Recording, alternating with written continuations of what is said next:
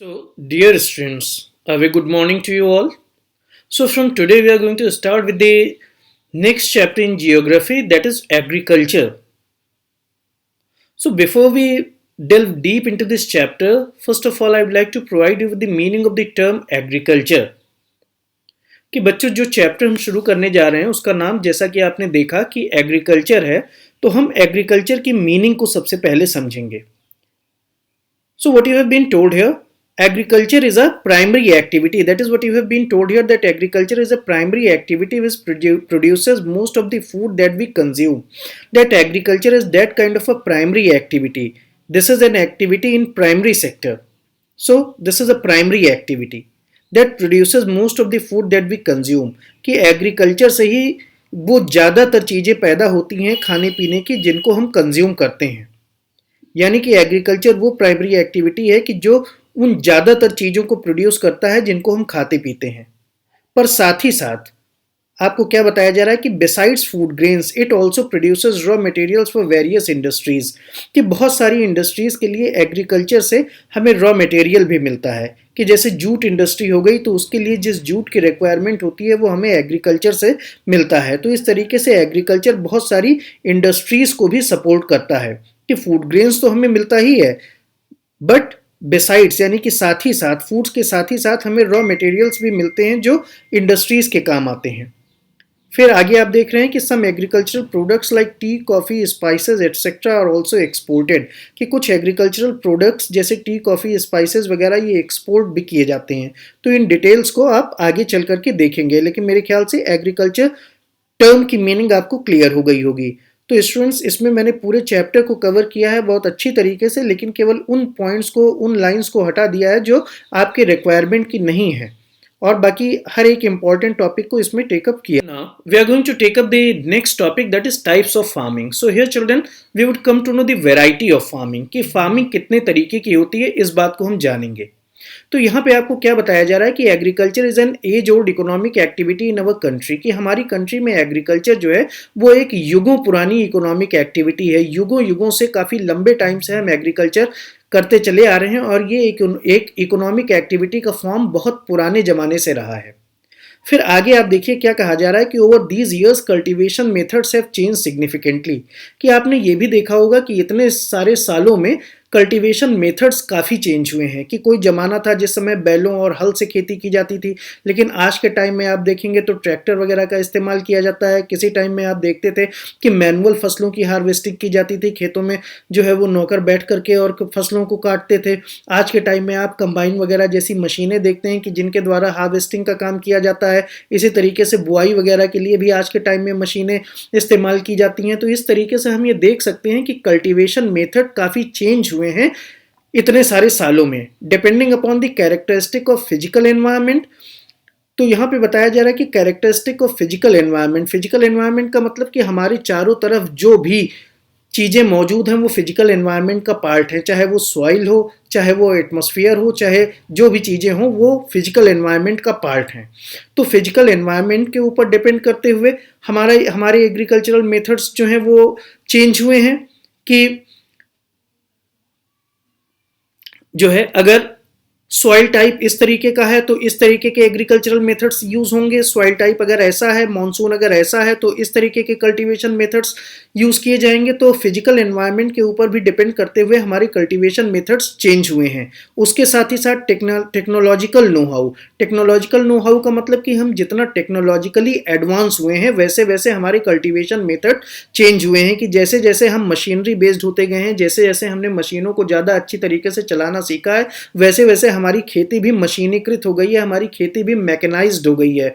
तो इस तरीके से टेक्नोलॉजिकल नो हाउ के द्वारा भी कल्टीवेशन मेथड्स चेंज हुए हैं. And socio culture practices. Socio culture practices का मतलब है कि समाज में किस तरीके की प्रैक्टिस हैं उनके ऊपर भी डिपेंड करते हुए हमारे एग्रीकल्चरल मेथड्स जो हैं वो चेंज हुए हैं. कि जैसे कहीं पे अगर चावल ज़्यादा खाया जाता है तो वहाँ पे चावल की खेती ज़्यादा होती है, कहीं गेहूँ ज़्यादा खाया जाता है तो वहाँ पे गेहूँ की खेती ज़्यादा होती है. तो इस तरीके से सोशियो कल्चर प्रैक्टिसेस के ऊपर भी कल्टीवेशन मेथड डिपेंड करते हैं. और जैसे जैसे ये सोशियो कल्चरल प्रैक्टिसेस चेंज होती हैं तो खेती का तरीका भी बदलता जाता है. तो farming varies from subsistence to commercial type. तो यहाँ पे आपको बताया जा रहा है कि फार्मिंग के दो मेन टाइप्स हैं, सब्सिस्टेंस और कॉमर्शियल। तो सब्सिस्टेंस फार्मिंग उस फार्मिंग को बोलते हैं कि जिसमें केवल खेती गुजारे के लिए की जाती है, कि केवल इतना अनाज पैदा करने की जरूरत होती है कि जिससे हमारा और हमारी फैमिली का पेट भर जाए, हमारा और हमारी फैमिली का गुजारा होता रहे। सब्सिस्टेंस का मतलब होता है गुजारा। तो सब्सिस्टेंस फार्मिंग केवल गुजारे के लिए होती है। और कॉमर्शियल फार्मिंग का मतलब है कि इससे पैसा कमाना। तो सब्सिस्टेंस फार्मिंग से लेकर के कॉमर्शियल फार्मिंग तक फार्मिंग के कई टाइप्स हैं। तो ये आपको बताया जा रहा है कि सब्सिस्टेंस फार्मिंग वो फार्मिंग है कि जिसमें केवल गुजारे के लिए खेती की जाती है, और कॉमर्शियल फार्मिंग वो फार्मिंग है कि जिससे हम पैसा कमाते हैं। तो कह रहा है कि at present in different parts of India the following farming systems are practice, कि इंडिया में बहुत सारे फार्मिंग सिस्टम्स जो हैं वो प्रैक्टिस किए जाते हैं, तो उनको हम देखेंगे। So now we are going to see the types of farming. So the first one is primitive subsistence farming. तो इसको इस टर्म को आप समझिए, प्रिमिटिव का मतलब होता है कि जो बहुत ज़्यादा डेवलप्ड ना हो उसको प्रिमिटिव बोलते हैं, और सब्सिस्टेंस का मतलब गुजारा करने के लिए। तो प्रिमिटिव सब्सिस्टेंस फार्मिंग का मतलब है कि प्रिमिटिव स्टाइल में, बहुत नॉन डेवलप्ड स्टाइल में, बहुत अंडर डेवलप्ड स्टाइल में सब्सिस्टेंस फार्मिंग करना, गुजारे के लिए खेती करना। तो अब ये क्या होता है कि बहुत नॉन डेवलप्ड स्टाइल में और गुजारे के लिए खेती करना, ये प्रिमिटिव सब्सिस्टेंस फार्मिंग कहलाती है। तो ये क्या है, इसको समझते हैं। तो primitive subsistence agriculture is practised on small patches of land. तो इसकी सबसे पहली खास बात है कि ये जो प्रिमिटिव सब्सिस्टेंस एग्रीकल्चर है, प्रिमिटिव का मतलब कि जो नॉन डेवलप्ड है, सब्सिस्टेंस का मतलब गुजारे के लिए, कि नॉन डेवलप्ड और गुजारे के लिए होने वाला एग्रीकल्चर जो है ये स्मॉल पैचेज ऑफ लैंड पे, जमीन के छोटे छोटे टुकड़ों पे किया जाता है with the help of primitive tools. और इसमें प्रिमिटिव टूल्स इस्तेमाल होते हैं, इसमें ट्रैक्टर और कंबाइन वगैरह जैसे मॉडर्न टूल्स नहीं इस्तेमाल होते हैं। इसमें जो है प्रिमिटिव टूल्स इस्तेमाल होते हैं, जैसे हो, डाउ, डिगिंग स्टिक्स। तो हो का मतलब जैसे एक तरीके जिसको कुदाल बोलते हैं, इसी तरीके का एक इंस्ट्रूमेंट डाउ होता है। डिगिंग स्टिक्स की जिसमें डंडियों से जो है खोद खोद करके जो है वो फसलों को बैठाया जाता है, या इस तरीके से। तो डिगिंग स्टिक्स। और कह रहा है कि एंड फैमिली कम्युनिटी लेबर, कि इसमें फैमिली और कम्युनिटी लेबर लगता है, इसमें परिवार के लोग ही इकट्ठे होकर के खेती करते हैं। तो आपने क्या देखा कि प्रिमिटिव सब्सिस्टेंस फार्मिंग ये प्रिमिटिव है क्योंकि इसको प्रिमिटिव स्टाइल में किया जाता है, प्रिमिटिव टूल्स इस्तेमाल होते हैं जैसे कुदाल, फावड़ा, डिगिंग स्टिक्स वगैरह। साथ ही साथ ये सब्सिस्टेंस होती है, यानी कि केवल गुजारे के लिए होती है, ये स्मॉल पैचेज ऑफ लैंड पे होती है, ये बात आपने देखी। और इसमें फैमिली लेबर इन्वॉल्व होता है कि मेनली फैमिली के लोग ही लग करके इसको करते हैं। तो this type of farming depends upon the monsoon, कि ये मॉनसून पे डिपेंड करती है। इसमें इरिगेशन मेथड्स नहीं यूज़ किए जाते हैं, मॉनसून पे डिपेंड करती है, नेचुरल फर्टिलिटी ऑफ सॉइल पे डिपेंड करती है कि इसमें जो है हम एग्रीकल्चरल इनपुट्स जैसे फर्टिलाइजर्स, मैन्योर्स वगैरह नहीं डालते हैं, and suitability of other environmental conditions, और मौसम के मिजाज पर ये खेती डिपेंड करती है। तो इस तरीके की खेती को सब्सिस्टेंस फार्मिंग कहा जाता है या प्रिमिटिव सब्सिस्टेंस फार्मिंग कहा जाता है। ये बात आपको समझ में आ। So next we are going to start here with slash and burn farming.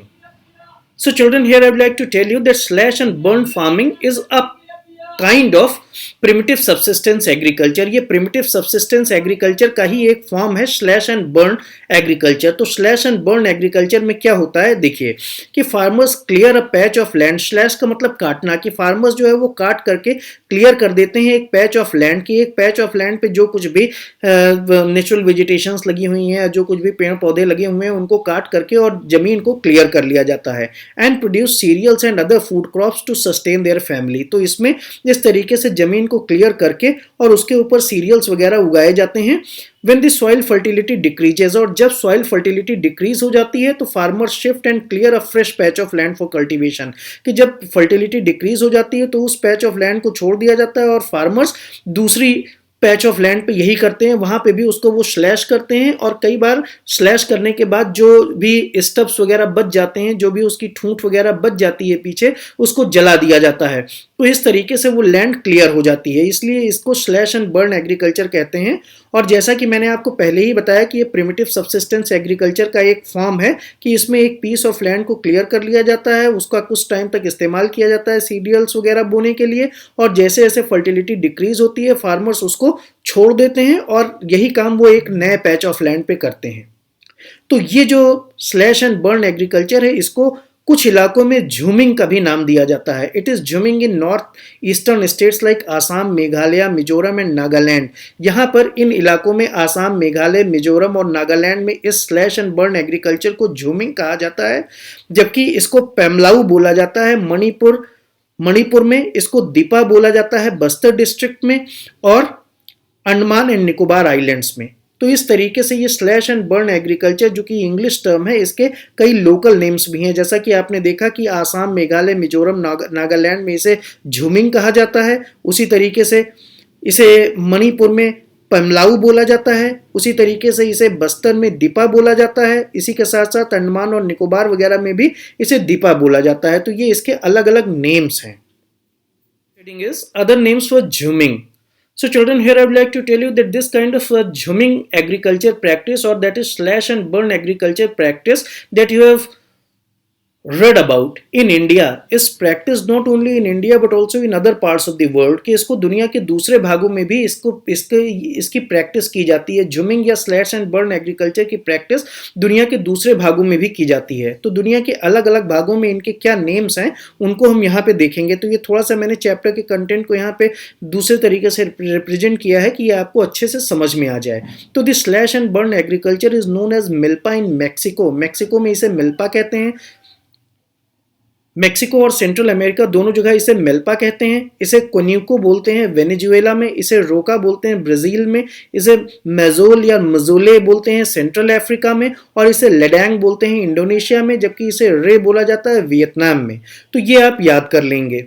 इसी तरीके से इंडिया के भी अलग अलग भागों में इसको अलग अलग नाम दिए जाते हैं। जैसे कि मध्य प्रदेश में इसे बेवार या दहिया बोला जाता है, इसे पोडू या पेंडा बोला जाता है आंध्र प्रदेश में, इसे पामाडाबी, कोमान या ब्रिंगा बोला जाता है ओडिशा में, इसे कुमारी बोला जाता है वेस्टर्न घाट में, इसे वालरे या वॉल्ट्रे बोला जाता है साउथ ईस्टर्न स्टेट में, राजस्थान वगैरह में, इसे खिल बोलते हैं हिमालयन बेल्ट में, इसे कुरुआ बोलते हैं झारखंड में, और झूमिंग बोलते हैं नॉर्थ ईस्टर्न रीजन्स में। तो इस तरीके से आपने देखा कि ये स्लैश एंड बर्न एग्रीकल्चर के वर्ल्ड वाइड डिफरेंट नेम्स हैं। तो इनको आप लर्न कर लेंगे क्योंकि कई बार ये 1 मार्क के लिए पूछ लिया जाता है। Let us start with the next heading that is intensive subsistence farming. तो फार्मिंग टाइप्स बच्चों आपने पहले भी देखा, तो आपने प्रिमिटिव सब्सिस्टेंस फार्मिंग देखी। अब प्रिमिटिव सब्सिस्टेंस फार्मिंग का एक दूसरा पार्ट है इंटेंसिव सब्सिस्टेंस फार्मिंग। तो है ये सब्सिस्टेंस फार्मिंग ही, इस बात पर ध्यान दीजिएगा, ये सब्सिस्टेंस फार्मिंग ही, यानी कि गुजारे वाली खेती है, कॉमर्शियल ये नहीं है, ये है सब्सिस्टेंस फार्मिंग, केवल गुजारे के लिए की जाती है। लेकिन एक आपने देखा था प्रिमिटिव की, जो प्रिमिटिव स्टाइल में की जाती थी, और ये है इंटेंसिव। तो इंटेंसिव का मतलब होता है कि जो बहुत लेबर कंज्यूमिंग हो, कि जिसको बड़ी मेहनत से कोई चीज की जाती है, तो उसको इंटेंसिव कहा जाता है। तो इंटेंसिव सब्सिस्टेंस फार्मिंग, तो आपको मैंने क्या बताया कि ये भी सब्सिस्टेंस फार्मिंग का ही रूप है, ये भी गुजारे के लिए ही की जाती है, इसे हम कॉमर्शियल कभी नहीं कहेंगे। लेकिन ये सब्सिस्टेंस फार्मिंग का दूसरा पार्ट है इंटेंसिव सब्सिस्टेंस फार्मिंग। तो यहां आप क्या देख रहे हैं कि this type of farming is practice in the areas of high population pressure on land, कि जहां पे जमीनों की साइज तो छोटी है, लैंड होल्डिंग तो काफी छोटी है, लेकिन उस पर खाने वाले लोग बहुत हैं। तो उस कंडीशन में इंटेंसिव सब्सिस्टेंस फार्मिंग की जाती है। तो ये एक लेबर इंटेंसिव फार्मिंग है कि जो बहुत मेहनत से की जाती है, where high doses of biochemical inputs and irrigations are used for obtaining higher production। तो यहाँ पे काफ़ी ज़्यादा केमिकल्स वगैरह यूज़ किए जाते हैं, बायोकेमिकल इनपुट्स यूज़ किए जाते हैं, और ज़्यादा इरिगेशन यूज़ किया जाता है कि ताकि छोटे पैच से ज़्यादा यील्ड ली जा सके, छोटे पैच से ज़्यादा आमदनी ली जा सके। तो ये इंटेंसिव सब्सिस्टेंस फार्मिंग कही जाती है कि जब छोटे से लैंड होल्डिंग के ऊपर पॉपुलेशन प्रेशर बहुत ज़्यादा होता है कि केवल 10 बीघे ज़मीन है लेकिन खाने वाले अगर 20 आदमी हैं, तो वो इंटेंसिव सब्सिस्टेंस फार्मिंग की कैटेगरी में आ जाएगी कि उसी 10 बीघे से हमें सबके लिए अनाज पैदा करना है। तो ये चीज़ इंटेंसिव सब्सिस्टेंस फार्मिंग कहलाती है कि ये काफ़ी लेबर इंटेंसिव होती है, बहुत इसमें मेहनत लगती है, और साथ ही साथ इसमें high doses of biochemical inputs और इरिगेशन का यूज़ किया जाता है कि ताकि कम ज़मीन से ज़्यादा पैदावार निकले। लेकिन ये सारी पैदावार जो होती है, इसका इस्तेमाल घर में ही खाने में हो जाता है, ये बेचने के काम नहीं आती है, इसीलिए इसको सब्सिस्टेंस फार्मिंग ही कहा जाता है, गुजारे की खेती ही कहा जाता है। कॉमर्शियल की कैटेगरी में इसे हम नहीं रख सकते। We are going to start with the next heading that is commercial farming. तो फार्मिंग के 2 टाइप्स जो आपने देखे थे, एक सब्सिस्टेंस फार्मिंग जो केवल गुजारे के लिए, और दूसरी कॉमर्शियल फार्मिंग है कि जो कि पैसा कमाने के लिए की जाती है। तो आप देखिए ये कॉमर्शियल फार्मिंग क्या है। तो the main characteristic of this type of farming is the use of higher doses of modern inputs, कि ये जो कॉमर्शियल फार्मिंग की जाती है ये मॉडर्न इनपुट्स के साथ में की जाती है, चाहे वो टूल्स के फॉर्म में हो, चाहे वो फर्टिलाइजर्स और मैन्योर के फॉर्म में हो, लेकिन high doses of modern input, इसमें मॉडर्न इनपुट लगते हैं, कि जैसे high yielding variety of seeds, HYV seeds, high yielding variety of seeds, की इसमें जो है हाइब्रिड सीड्स लगते हैं कि जिससे ज़्यादा पैदावार हो। केमिकल फर्टिलाइजर्स यूज़ किए जाते हैं कि जैसे गोबर की खाद वगैरह नहीं, बल्कि केमिकल फर्टिलाइजर्स, यूरिया वगैरह यूज़ किए जाएंगे। इंसेक्टिसाइड्स, पेस्टिसाइड्स का काफ़ी यूज़ किया जाता है कि ताकि फसलें जरा भर भी खराब न होने पाएँ, कि ताकि प्रोडक्टिविटी हायर साइड पे रहे। The degree of commercialisation of agriculture varies from one region to another. तो एग्रीकल्चर का कितना कॉमर्शियलाइजेशन हुआ है ये इंडिया में अलग अलग भागों में अलग अलग है इसका रेशियो। कहीं पे एग्रीकल्चर का बहुत ज़्यादा कॉमर्शियलाइजेशन हुआ है, तो कहीं पे आज भी एग्रीकल्चर जो है वो सबसिस्टेंस एग्रीकल्चर के ही फॉर्म में है, गुजारे के लिए ही की जाती है। For example, rice is a commercial crop in Haryana and Punjab, but in Odisha it is a subsistence crop, कि राइस को हरियाणा और पंजाब में तो कॉमर्शियल लेवल पे उगाया जाता है बेचने के लिए, लेकिन उड़ीसा में ये गुजारा करने के काम में आती है। तो ये कॉमर्शियल फार्मिंग का डिटेल आपने जाना, और जितनी चीज़ें मैं आपको यहाँ पे बता रहा हूँ बस उतनी ही इन्फॉर्मेशन काफ़ी होगी आपको अच्छे मार्क्स पाने के लिए, और साल दर साल ये बात प्रूव हो गई है, इस बात के भी इस ईयर के रिजल्ट्स में भी ये चीज़ प्रूव हो। Take up is plantation. So here for the sake of your information I would be happy to tell you that plantation is also a category of commercial farming, कि plantation जो है ये commercial farming का ही एक type है, commercial farming की ही एक variety है जिसको हम प्लांटेशन बोलते हैं। तो प्लांटेशन में क्या होता है, it is a type of farming in which a single crop is grown on a large area. कि प्लांटेशन में क्या होता है कि एक बहुत बड़े एरिया पे केवल एक फसल उगाई जाती है, कि बहुत बड़े एरिया में जब केवल एक फसल उगाई जाती है तो इस तरीके की जो कॉमर्शियल फार्मिंग है ये प्लांटेशन कहलाती है ये एब्सोल्युटली कॉमर्शियल, क्योंकि बहुत बड़े इलाके पे अगर आपने केला उगा दिया तो सारा केला आप खुद खाने के लिए नहीं बैठ जाएंगे, थोड़ा बहुत भले आप उसमें घर में रख लीजिए लेकिन वो बेचने के ही काम में आएगा। तो इस तरीके से जब बहुत बड़े एरिया में केवल सिंगल क्रॉप उगाई जाती है तो वो प्लांटेशन कहलाती है। Plantation has an interface of agriculture and industry, कि एक एग्रीकल्चर और इंडस्ट्री का इंटरफेस है, कि ये जो है एग्रीकल्चर और इंडस्ट्री दोनों को सपोर्ट करता है। कि plantation covers large tract of land, की इसमें लार्ज ट्रैक्ट ऑफ लैंड की आवश्यकता होती है। ट्रैक्ट का मतलब टुकड़ा, की जमीन के एक बहुत बड़े टुकड़े की जरूरत होती है, और ये कैपिटल इंटेंसिव इनपुट इसमें लगते हैं, इसमें पैसा काफ़ी खर्च होता है। कि जब बहुत बड़े इलाके में आप एक ही फसल लगा देंगे तो उसको मेंटेन करने के लिए आपका काफ़ी सारा पैसा खर्च होगा, तो ये मतलब है कैपिटल इंटेंसिव का, कि पैसा काफ़ी लगेगा। With the help of migrant labourers, और इसमें काम करने के लिए ज़्यादातर मजदूरों की ज़रूरत होती है जो कि हायर्ड मजदूर होते हैं, दूर दूर से काम करने के लिए आते हैं। All the produce is used as raw material in respective industries, तो इसके ज़्यादातर प्रोड्यूस जो हैं वो रॉ मटेरियल की तरीके से यूज़ होते हैं अलग अलग इंडस्ट्रीज़ में। तो अब जरूरी नहीं है, कई बार जैसे जो है वो बनाना वगैरह है, तो अगर उसका प्लांटेशन किया जाता है तो उसका इंडस्ट्रियल यूज़ नहीं है, लेकिन ज़्यादातर जो है प्लांटेशन क्रॉप्स का इंडस्ट्रियल यूज़ भी है। इसीलिए आपने ऊपर देखा था कि interface of agriculture and industry, कि ज़्यादातर एग्रीकल्चर और इंडस्ट्री दोनों के लिए प्लांटेशन का यूज़ किया जाता है। तो ये क्रॉप टाइप पे डिपेंड करता है कि वो इंडस्ट्रियल पर्पज़ के लिए इस्तेमाल होगी या जो है एग्रीकल्चरल पर्पज़ के लिए इस्तेमाल होगी। तो कहा जा रहा है कि in India tea, coffee, rubber, sugarcane, banana की, अब जैसे चाय है तो चाय भी आमतौर से कॉमर्शियल पर्पज़ से ही यूज़ की जाती है। जब वो फैक्ट्री जाती है और वहाँ से पैकेज होकर के आती है तभी हम घरों में उनका इस्तेमाल करते हैं, तो ये भी इंडस्ट्रियल ही है। ऐसा ही कॉफ़ी के साथ में भी है, रबर के साथ में भी है। रबर का आप साग बना करके घर में नहीं खा लेंगे। शुगर केन है तो शुगर केन आप 2-4 गन्ने भले चूस लें, लेकिन ये नहीं है कि पूरा गन्ना जो खेत आपने खाली गन्ना चूसने के लिए लगा रखा है। तो इस तरीके से ज़्यादातर ये इंडस्ट्रियल पर्पजेज़ के लिए ही इस्तेमाल होती हैं। हाँ, बनाना वगैरह जो है इसका इंडस्ट्रियल यूज़ ज़्यादा क्या नहीं है, बिल्कुल ही नहीं है, लेकिन ये भी जो है मार्केट में बेची जाती है फ्रूट के तौर पे और उससे पैसा अर्न होता है।